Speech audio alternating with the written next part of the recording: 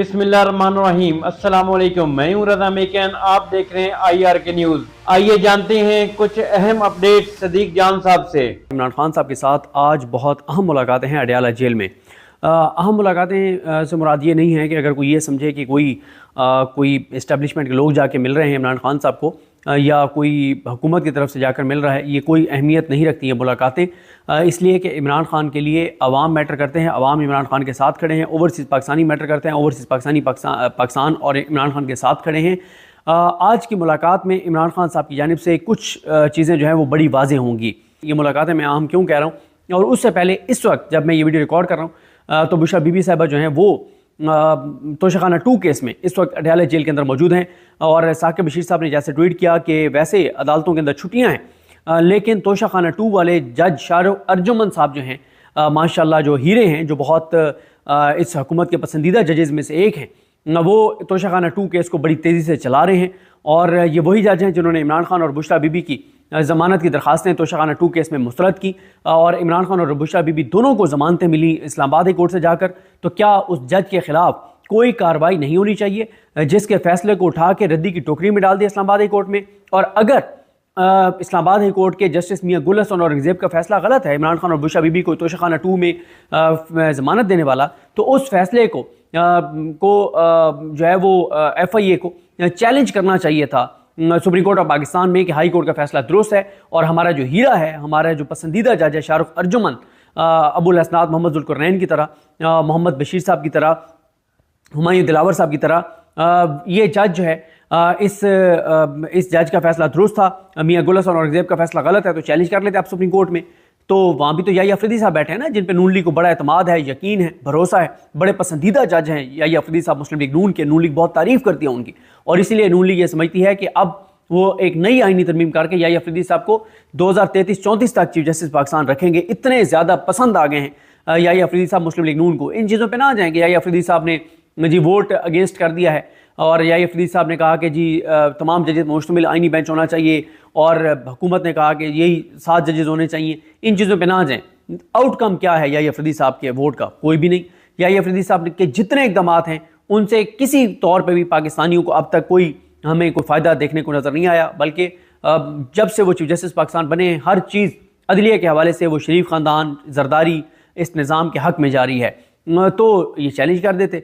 तो खैर वो शाहरुख अर्जुमन साहब जो हैं वो ट्रायल कर रहे हैं इमरान खान और बुशरा बीबी का, और ये वही शाहरुख अर्जुमन हैं जिनके पास इद्दत केस की अपील लगी थी जो ट्रायल कोर्ट के फैसले के ख़िलाफ़। तो ये एडिशनल सेशन जज थे, इनके सामने लगा तो इन्होंने आर्गूमेंट सुनते रहे। एंड पे फैसला सुनाने के बजाय ये भाग गए थे और इन्होंने लेटर लिख दिया था उनको, मियां आमिर फारूक साहब को, कि जनाब ये मेरे पे एतराज़ कर दिया है इसने, जो वकील हैं उन्होंने, जो मुखालिफ वकील हैं उन्होंने, तो आप बताएं कि मैं क्या करूं और बेहतर है किसी और को ट्रांसफ़र कर दूं। और फिर वो केस ट्रांसफ़र कर दिया गया था। तो एक जज जिसके ऊपर एज ए एडिशनल सेशन जज उसके ऊपर आके और एक वकील शाउट करता है, उसके ऊपर चिल्लाता है, बदतमीज़ी करता है, उसको डिक्टेट करता है, और एक दरख्वास्त गुजार जो है, रिस्पोंडेंट जो है, दरख्वास्त गुजार तो इमरान खान और बुशरा बीबी थे, रिस्पोंडेंट जो है मनिका, वो आके और जज को खरी खरी सुनाता है और जज साहब सरेंडर कर देते हैं और भाग जाते हैं। तो क्या ऐसे एडिशनल सेशन जज को जस्टिस होना चाहिए, आईनी अदालत का जज होना चाहिए? ये एक बड़ा सवाल है जिसका जवाब आप खुद तलाश कर लीजिए। और इस वक्त इमरान देखें, जब हम इमरान खान साहब को अगर एक लम्हे के लिए आप कहें कि जी इमरान खान गलत कर रहे हैं, वो कह रहे हैं कि तरसलात ज़र रोक दें, ओवरसीज़ पाकिस्तानी गलत कर रहे हैं, वो कभी रिचर्ड ग्रेनल को अटैक करते हैं, तो कभी इंसानी हकूक़ की तंजीमों को अटैक करते हैं, तो कभी फ़लाँ बात करते हैं, तो कभी फ़लाने को बात करते हैं, तो पाकिस्तान के फ़ैसले पाकिस्तान में होने चाहिए। बिल्कुल हम ये बात इत्तफ़ाक़ करते हैं, लेकिन जब हम तहरीक इंसाफ वाले को कहते हैं तो वो आगे से हमारे सामने जो बातें करते हैं उसका हमारे पास जवाब कोई नहीं होता। अगर इस हुकूमत और इस निज़ाम के किसी बंदे के पास जवाब है तो हमें जवाब बता दें। हम इन ओवरसीज़ पाकिस्तानियों को ज़रा कायल करें, इन ओवरसीज़ पाकिस्तानियों को कहें कि नहीं यार, हमारे मुल्क के फैसले हमारे मुल्क के अंदर होंगे, हम कोई डिक्टेशन नहीं लेते बाहर की, हम कोई बाहर का दबाव बर्दाश्त नहीं करते, हम कोई बाहर की चीज़ों से परेशान नहीं होते। वो ओवरसीज़ पाकिस्तानी क्या कहते हैं हमें? वो कहते हैं ये बताएं कि 8 फरवरी को पाकिस्तानियों ने वोट डाला, हम लोगों ने बाहर से लाखों रुपए खर्च करके पाकिस्तान गए, हमने जाके वोट डाला, फिर क्या हुआ पाकिस्तानियों का? और हम जो पाकिस्तानी ओवरसीज़ पाकिस्तानी जिन्होंने जाकर वोट डाला है, हमारा वोट चोरी हो गया, फिर क्या हुआ? क्या अदालतों से 180 दिन में फैसले आने थे, ट्रिब्यूनल्स के आ गए? पहली बात यह कि 8 फरवरी को इलेक्शन चोरी हुआ है, बिल्कुल हुआ है। कुछ हुआ है? नहीं हुआ। क्या अदालतों ने कुछ किया है? नहीं किया। क्या मखसूस नशिस्तें सुप्रीम कोर्ट के फैसले में अमल दरामद हो गया है? नहीं हुआ। क्या जो पुरअमन एहतजाज का रास्ता है वो पाकिस्तान में खुला है? नहीं खुला। क्या जुल्म, नाइंसाफी, जबर, फस्तायत, जजीदियत, बर्बरियत के ऊपर अगर आप किसी अदालत में जाए आपको इंसाफ मिल सकता है? नहीं मिल सकता। फिर वो हमसे पूछते हैं कि ये बताएं, इमरान खान का केस जो है वो तोशाखाना 2 कौन सुन रहे हैं? भाई ये शार्क अर्जुमन सुन रहे हैं, जिनका नाम दिया हुआ है आमिर फारूक साहब ने जस्टिस के लिए कि उनको जज बनाए हाई कोर्ट का।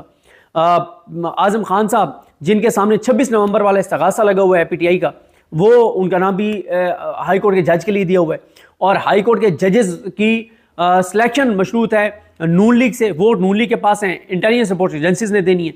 तो फिर आप बताएं, क्या तोशाखाना 2 में इंसाफ हुआ है? अब तक नहीं हुआ। होगा? नहीं होगा। क्या 26 नवंबर के ऊपर आजम खान साहब कुछ करेंगे?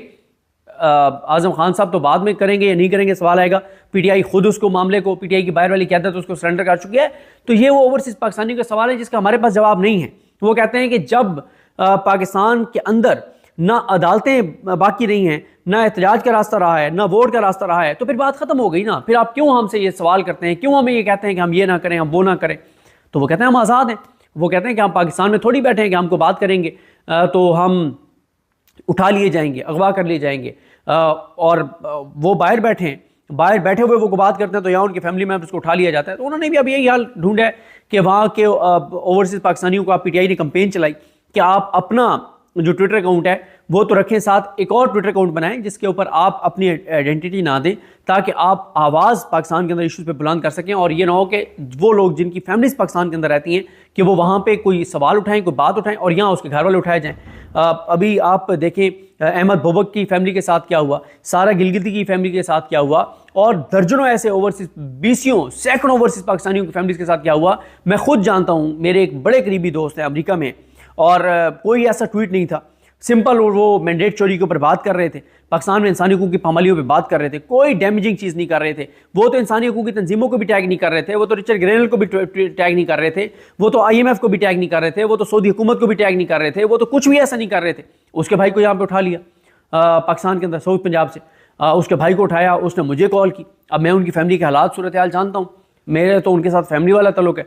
मैंने उससे कहा कि यार तुम्हारे वालिद बुज़ुर्ग हैं, बीमार हैं, तुम्हारी वालदा बुज़ुर्ग हैं, तुम्हारी फैमिली बड़ी एक लोअर मिडिल क्लास फैमिली है। मैंने कहा तुम वहाँ पे मुझे पता है कि कितनी माँ तुम मेहनत करके, मजदूरी करके और अपने घर को चला रहे हो, तो तुम्हारे भाई को उठा लिया है, फैमिली मुझे पता है कि इस कर में होगी, अजियत में होगी, तकलीफ में होगी। मैं तुम्हें क्या होप दूँ? मैं तुम्हें ये होप दूँ कि हाई कोर्ट चले जाओ, अली नीलम साहबा तुम्हारे भाई को बाजियाब करवा लेंगी? मैं तुम्हें ये होप दूँ कि तुम चले जाओ यहाँ पे सुप्रीम कोर्ट में, या अफदी साहब तुम्हारा केस सुन लेंगे? झूठ है ना, गलत है ना। मैं क्यों तुम्हें होप दूं?